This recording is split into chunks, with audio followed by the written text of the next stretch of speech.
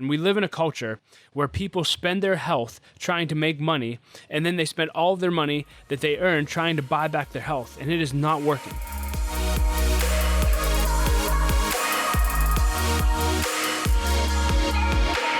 Hey, podcast family, and welcome to another episode of the L3 Leadership Podcast, where we are obsessed with helping you grow to your maximum potential and to maximize the impact of your leadership. My name is Doug Smith, and I am your host, and today's episode is brought to you by my friends at Bare Tongue Advisors. If you're new to the podcast, welcome. I'm so glad that you're here, and I hope that you'll enjoy our content and become a subscriber.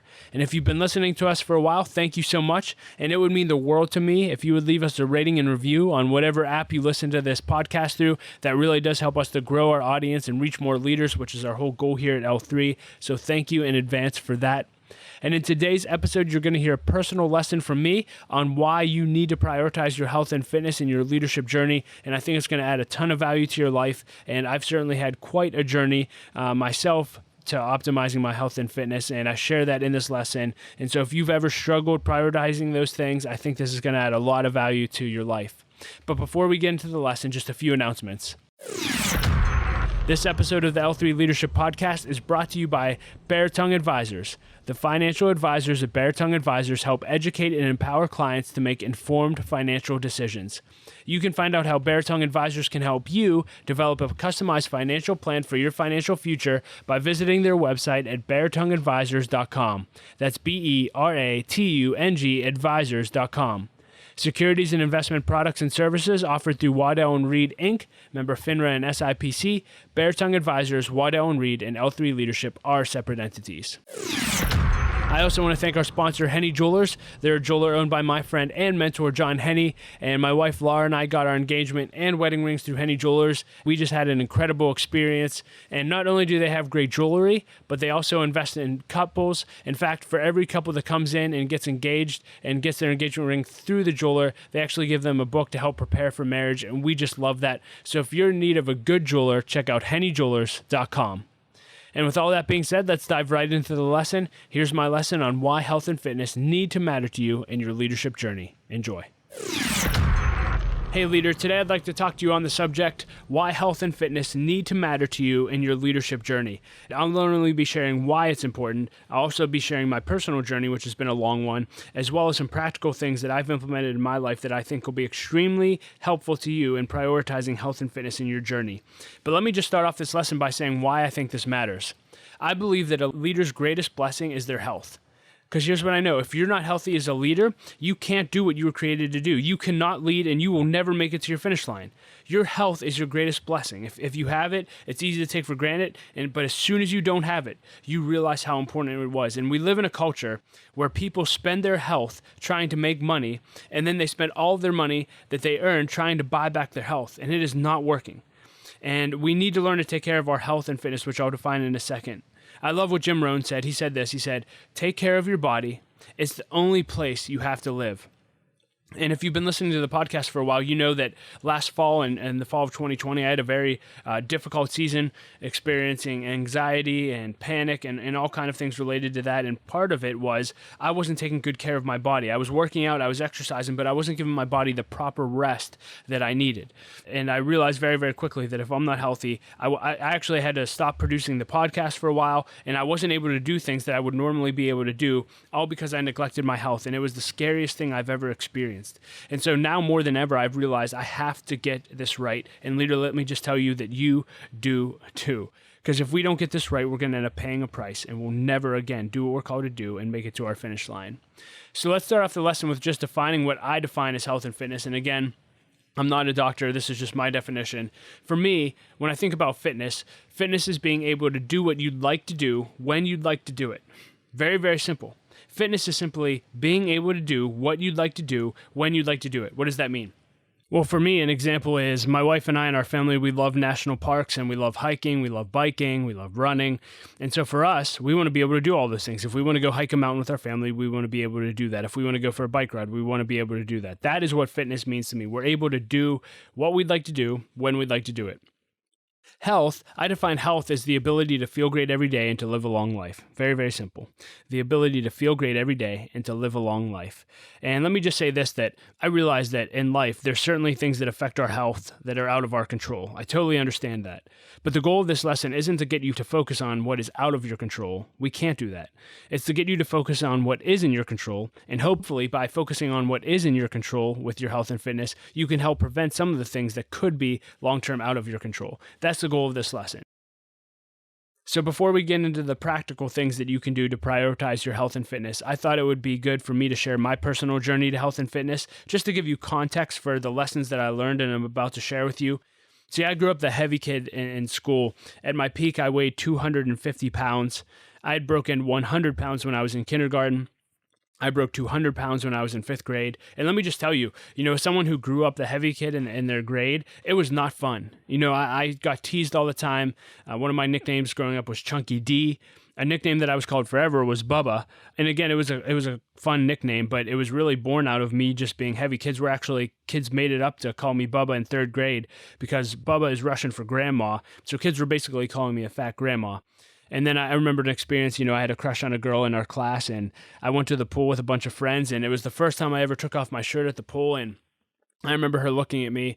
She saw me, and she screamed at the top of her lungs. She screamed, "Ah, he has bigger boobs than I do." And I just remember being devastated. I went into the locker room, put my shirt back on, and turned on the shower and just cried for, 2 hours. And I was devastated. And it was so hard as a kid because I genuinely wanted to be healthy and fit. I did. I tried. But I just never learned what it actually took to be healthy and fit. And so I continued to struggle with my weight going into high school. And fortunately, when I was in high school, I joined the wrestling and football team. And through those experiences, I was able to lose a decent amount of weight. I wouldn't say that I was healthy or fit, but I was able to lose some weight. And so I graduated high school, and I would continue to work out, but I never really felt content with where my health and fitness was. Well, in 2008, someone introduced me to a workout program called P90X. It's a program that Beachbody created, and I fell in love with this program. And I would say that I did the whole program, but I only did the workout portion of the program. And so I finished the 90 days, and I literally thought I was in the best shape of my life. Again, it's an excellent program. And I was dating my wife, Laura, at the time, and I went to the pool with her and my future father-in-law. And again, I had always been embarrassed to take off my shirt at the pool because I was never comfortable with how I looked because I was always heavy. And so here was another time that I took off my shirt at the pool, but only this time I was really excited to take off my shirt because I thought, man, Laura's going to see me and just say, just put a ring on me now, let's go. And I thought my father-in-law would look at me and say, wow, you've lost so much weight, you look so ripped, like, I'm proud of you. Instead, neither of them said anything, which was disappointing to me. And then the next day we went shopping at a local outlet store, and Laura went off shopping on her own, and my father-in-law and I went shopping. My father-in-law, his armpits were a little sweaty, and he said, hey, we need to talk. And he seemed a little nervous, and I said, well, what's going on? And at the time, he was mentoring me in the area of boundaries, and he said, Doug, I know I've been talking to you a lot about boundaries, and one area you need boundaries in is what you eat. Because, if you think you look like Tony Horton, the creator of P90X, you don't. And my translation was, you're fat. And that certainly isn't what he meant. And he was having that conversation with me in love. He knew that I desired to be in shape. He knew that how I wanted to look. And all he was telling me was, listen, you're missing part of the equation here, and let's figure out what that equation is. So I went home after that conversation, and I didn't let it beat me up, but I thought, okay, what am I doing wrong? And then I learned, P90X came with a nutrition guide. Whoa, mind-blowing. And I started reading the nutrition guide. I said, they probably put this in the program for a reason. I wonder if there's a correlation with how the program, what results I got with the program, and with me only doing the workout portion. Well, certainly that was true. The nutrition guide was extremely helpful. I started implementing things in my diet, and I learned that diet is really about 80% of your results, and working out is only about 20%. And so that was the first time in my life that I started studying what it actually took eating-wise to get the results that I wanted, and that really changed my life. And I would say from that time on, I got in the shape that I wanted to be, and I've been pretty consistent for more than a decade now, and I can tell such a major difference in my energy level, how I feel, my confidence level, and how I look. And let me just say this, that I still struggle with my weight. I joke that every October, Fat Dougie comes out. And unfortunately, every fall from October to December, I'm always committed. I'm saying, I'm not going to gain weight this holiday season. I'm not going to do it. And unfortunately, to be honest with you, there's not been a holiday season where Fat Dougie hasn't beat me. I've always gained weight in that October to December timeframe, and then from January to June, I spend getting in great shape again, and then I'm usually in good shape for the summer, and then I repeat the process over. And to be honest with you, one of my major goals of my health and fitness journey now is to maintain that consistency year-round, not just January through October. But that's been my journey, and I just wanted to share it with you. You may be struggling like I did. You may have been the heavy kid. You may be unhappy with where you are now, and that's okay. What I want you to know is you have to start with where you are. And if you don't start where you are, you're going to stay where you are. And so wherever you are in your journey, I want you to know that you can start today and literally transform your life. I share this quote all the time, but I love it. John Maxwell said this. He said, "Although you cannot go back and have a brand new start, my friend, anyone can start from now and have a brand new end." And that's the reality for your health and fitness journey. So let me just jump into the practical part now of how do you actually prioritize your health and fitness, and how can you actually transform your body and be healthy and fit so you can make it to your finish line as a leader. Here's my thoughts. Number one is you have to get a personal vision for your health and fitness. This is huge. You have to get a personal vision for your health and fitness. Because here's what I know. The more reasons you have for doing something, the more likely you'll be to do it.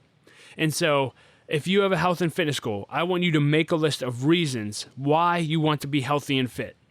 Here's my list of reasons. This is what wakes me up and fires me up about working out and eating right every single day. Number one, I want to live as long as possible. I don't know about you, but I'm really grateful for every day that I get to live here on the planet. And if I get to live to be 99 or 100, that's incredible. I want to live as long as possible on this planet. And I know that prioritizing my health and fitness will help me get there. Number two, I want to make it to my finish line as a leader, being in excellent health, having the energy I need to have every day to sustain whatever I'll be doing when I'm older. I want to make it to my finish line, healthy and strong. I want to be able to do physical activities with my kids, and hey, not just my kids, but my grandkids. There's some grandbabies coming my way in 20 or 30 years, and I want to be ready for them. I mentioned earlier, but I love hiking mountains and national parks, and Laura and I have it on our bucket list to visit all the major national parks and hike and climb all the major hikes there. I want to be physically able to do that. I have a bucket list goal of running at least 10 marathons in my life. I've run 7. I want to look good all the time and be complimented for my consistency and staying in shape. I consistently want to weigh between 178 and 185 pounds for the rest of my life. And I want to fit into clothes that I feel great about fitting into. And those are just some of the reasons. That's some of my vision on why I prioritize my health and fitness. Again, I just want to say, the more reasons you have for doing something, the more likely you are to do it. So when I wake up and don't feel like working out on a day or don't feel like eating right, I go back to those reasons.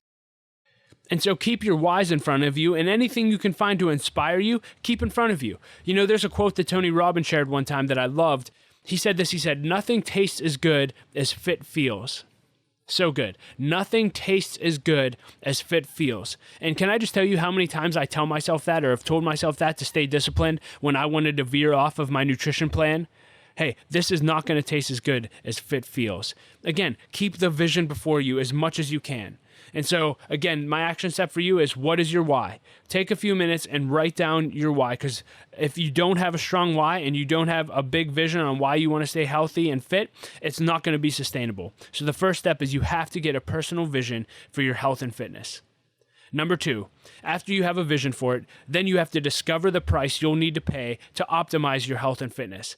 And this is huge. Now, I've shared this story before, but a story that greatly impacted my life by John Maxwell when I was 17 or 18.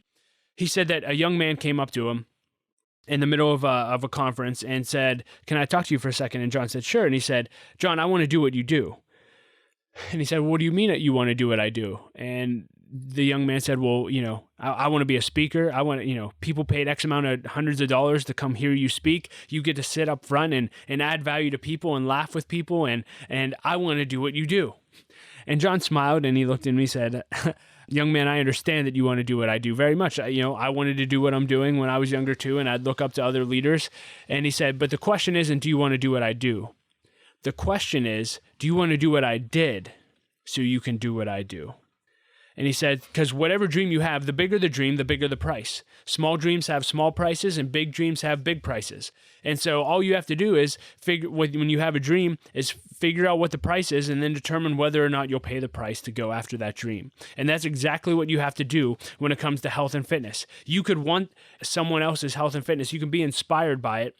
But if you're not willing to do what that person did and pay the price they paid to get that physique or to get the results that they had, then you're never going to get the results that you want. And so what I would encourage you to do is think of 3 to 5 people who you look up to that inspire you in the area of health and fitness and ask them out to a learning lunch and just say, hey, I really look up to you in these 2 areas. Can you just talk to me about the price that you pay to get the results that you're getting? Because I want to do something similar in my life. And what advice would you give me? And you'll be shocked at the game plan you can walk away with just by simply having those lunches with people that you admire. Now, for me personally, I'll share with you a little bit about the price that I've learned that I have to pay to get where I want to go health and fitness wise. And it's very, very simple. Number one is I realize that I'm going to have to educate myself on longevity, healthy eating, and fitness for the rest of my life. And so that's me setting up learning lunches myself with people that I look up to in those areas. It's reading books, it's listening to podcasts, but I constantly need to be feeding my mind ways that I can continue to get healthier and more fit throughout my life. Number two, it's going to require me to work out 5 to 7 days a week. Now, again, that's what I have found works for me over a 10-day period. For you, maybe you need 3 to 5 days, but for me, 5 to 7 days a week works really, really well. Number three, it's going to require me to eat healthy at least 80% of the time. That's always my goal. I may have a cheat meal once or twice on a weekend, but in general, I try to eat well 80% of the time. Number four, it's going to require me to get coached and to have regular doctor visits. Again, that's just part of the game plan. And then lastly, number five, it's going to require me to get proper rest. And I alluded to this in the beginning, but I've learned how important rest is. So I aim for, 6.5 to 8 hours a night of sleep. I try to have a weekly Sabbath, a weekly day off. I try to get away on a 2-week vacation at least once every year. And again, rest is such an important part of optimizing health and fitness. So those are some of the prices that I am willing to pay and I'm currently paying in order to optimize my health and fitness. And let me just say this, can you make it to your finish line and not pay a price and not prioritize your health and fitness? Sure, you can not eat healthy your whole life and not work out. I know people that smoke and drink every day and eat whatever they want and they live in their 70s and 80s and I'm just shocked. But I don't know about you, that's a risk I'm not willing to take. I would rather take care of myself and put the odds in my favor that I'm going to make it to my finish line rather than hope. So, number two, you have to discover the price you'll need to pay to optimize your health and fitness. Number three, once you've discovered the price you have to pay to optimize your health and fitness, you need to make that price the new standard in your life. You have to make that price the new standard in your life. Tony Robbins said this. He said, people don't get what they want in life, but they absolutely get their standards. And so for me, what is the new standard in my life? It's just what I shared with you, those prices that I pay. It's a standard in my life that I work out 5 to 7 days a week. It's a standard in my life that I get 6.5 to 8 hours of sleep. It's a standard in my life that I have those rhythms of rest built out, etc. You have to make the price that you're willing to pay to optimize your health and fitness the new standard in your life. And once you do that, I love what Mike Tomlin, the coach of the Pittsburgh Steelers, says often. He says, the standard is the standard. And that's just what you need to tell yourself. Hey, I set the standards in my life and the standard is the standard and that's how I'm going to live. So make the price that you're going to pay the new standard in your life. And number four, never give up. Never give up. The journey to optimizing your health and fitness is probably going to take longer than you think it will. It'll certainly take longer than you want it to. We all want results now. But here's what I know. If you won't give up, it'll be worth it.